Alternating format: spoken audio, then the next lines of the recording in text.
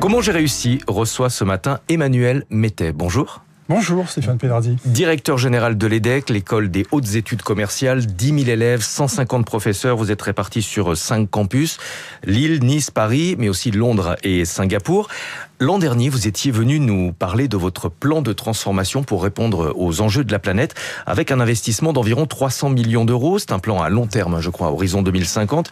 Où est-ce que vous en êtes aujourd'hui ? Alors déjà, je préciserai que l'EDEC est une association loi 1901, à but non lucratif, et comme le but du plan, c'est de mettre le business au service du bien commun, c'est quelque chose qui a son importance. On a lancé nos grandes priorités. Bon là, c'est la rentrée, on a accueilli nos 10 000 élèves, 120 pays, et on a lancé notre centre de recherche sur les entreprises net positives. On a lancé notre agence de rating climatique, on va peut-être en parler, et puis on a signé des accords avec King's College, avec l'école navale, voilà, pour ouvrir les horizons de nos élèves. Mettre le business au service du bien commun, ça n'est pas uniquement une formule, c'est la devise de votre école, c'est aussi la colonne vertébrale, je crois, des enseignements que vous proposez. Est-ce que c'est pas de plus en plus à contre-courant de ce que le monde est en train de devenir et donc peut-être plus difficile pour vous dans le contexte actuel ? Alors je dirais que c'est exactement l'inverse. Effectivement, c'est à contre-courant, mais c'est précisément parce que c'est à contre-courant qu'il faut qu'on porte ce message-là avec beaucoup de conviction. Moi, j'étais aux États-Unis au début du mois de mars. Là, pour le coup, vous êtes à contre-courant. Alors mon Dieu, je suis arrivé là, j'ai vu des collègues dans des grandes marques mondiales qui nous ont dit, mon Dieu, on n'a plus le droit de parler de climat, on n'a plus le droit de parler de diversité, d'inclusion, on n'a plus le droit de faire de la recherche là-dessus. On est en train de tout enlever et faites donc la même chose. Et je leur ai dit, non, précisément, je pense que la France, l'Europe ont une carte à jouer précisément sur ce sujet-là. Et c'est pas parce que tout d'un coup, il y a un petit vent contraire aux États-Unis qu'on va changer. Donc, au contraire, je dirais, ça nous renforce dans notre conviction. Vous avez le sentiment de faire de la résistance ? Ouais, et même plus que ça, c'est vraiment pour nos élèves finalement et pour la société de changer le monde dans le bon sens. Vous avez lancé une agence de rating climatique qui fournit des notations aux investisseurs et aux entreprises. Comment est-ce que ça fonctionne ? Alors très concrètement, c'est la première du genre, donc, et puis c'est une des petites spécialités de l'EDEC, sur la base de nos centres de recherche, monter des spin-offs, monter des sociétés, dans le cadre de la fondation EDEC. Très concrètement, allez, vous êtes propriétaire d'un aéroport, Stéphane, ça vaut 10 milliards aujourd'hui, et on est capable de vous dire, compte tenu de l'impact du changement climatique, et éventuellement des mesures que vous prendrez pour essayer de contrer les impacts de ce changement climatique, combien ces 10 milliards feront en 2030, 40, 50, à partir en fait des scénarios du GIEC qu'on a probabilisés. On est capable de mesurer très très concrètement l'impact du changement climatique sur la valeur des actifs. Donc utile aux investisseurs de par le monde et aux entreprises. Est-ce que cette agence a pour vocation à être revendue, comme ça a déjà été le cas avec d'autres projets d'entrepreneuriat chez vous ? Alors on est juste en train de la lancer, mais oui, donc on avait eu cette belle aventure, je crois que j'en avais parlé ici même il y a un an. L'an dernier. On avait revendu Scientific Beta pour un peu plus de 200 millions d'euros au bénéfice de la fondation EDEC. Effectivement, aujourd'hui, on a 4 autres startups de ce type, dont la dernière, effectivement, qui est cette agence de notation climatique. Oui, à terme, elles ont vocation à être revendues. Voilà, le moment venu. On sent quand c'est le bon moment, j'allais dire. Et après, on utilise cet argent pour financer de nouveaux centres de recherche, financer de nouvelles startups, financer des bourses pour les étudiants. L'instabilité politique en France, l'incertitude sur notre trajectoire budgétaire, avec notamment notre incapacité, on va dire, chronique à faire des économies. Vous qui accueillez des étudiants étrangers, est-ce que vous avez le sentiment que la France, avec son bonnet d'âne, risque de devenir peut-être moins attractive aux yeux des étudiants étrangers ? Je crois que la France a toujours été un pays très attractif pour les étudiants étrangers. Même avec un bonnet d'âne. Et même, alors bon, je vous laisse l'expression bonnet d'âne.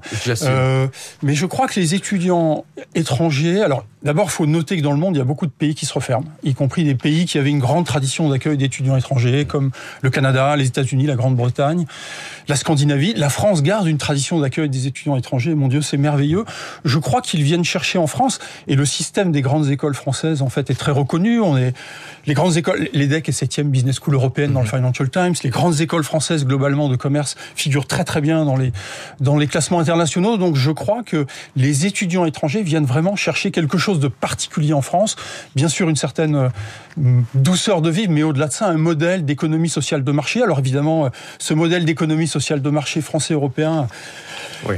Voilà, il a ses difficultés à gérer, mais je crois que c'est ce que viennent chercher notamment les étudiants étrangers, et c'est ce qu'ils trouvent en France. Vous parlez d'immigration étudiante, elle est importante pour permettre aux élèves de faire des rencontres, de se constituer un réseau à l'international. C'est aussi important pour vous en termes d'équation budgétaire, car les frais de scolarité sont généralement plus élevés pour les étudiants étrangers. Alors, vous avez couvert effectivement les deux sujets importants. Il y a l'équation budgétaire, et dans les pays dont je parlais tout à l'heure, effectivement, ils avaient pris l'habitude de compléter les budgets avec les étudiants internationaux. Et effectivement, quand les pays se referment, et c'est pour ça que ce serait une catastrophe en France pour notamment les grandes écoles de commerce, si la France se refermait à l'immigration étudiante, quand les pays se referment, c'est un problème financier.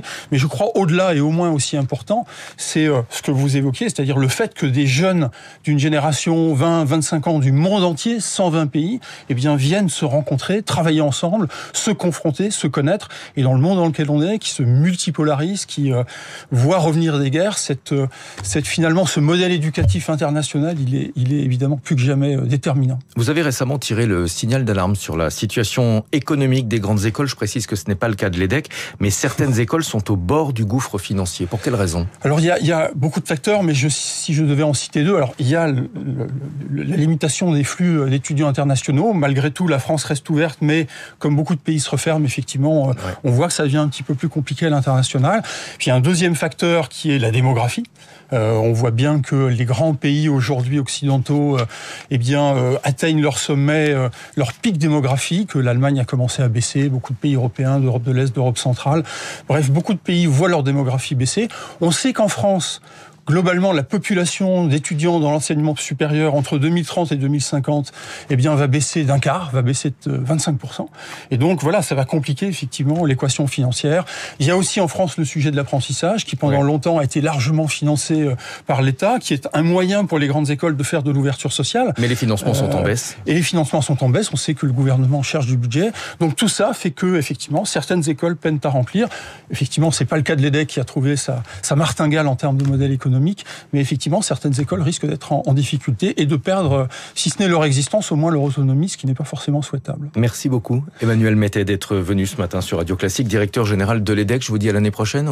Avec grand plaisir. On instaure ce résultat, ce rendez-vous annuel. Merci beaucoup d'être venu ce matin. Une question à présent. Les banques centrales sont-elles réellement indépendantes ? Et lorsqu'elles le sont, est-ce que cette indépendance n'est pas finalement que très théorique ? C'est la question que nous allons aborder avec Nathalie Janson dans les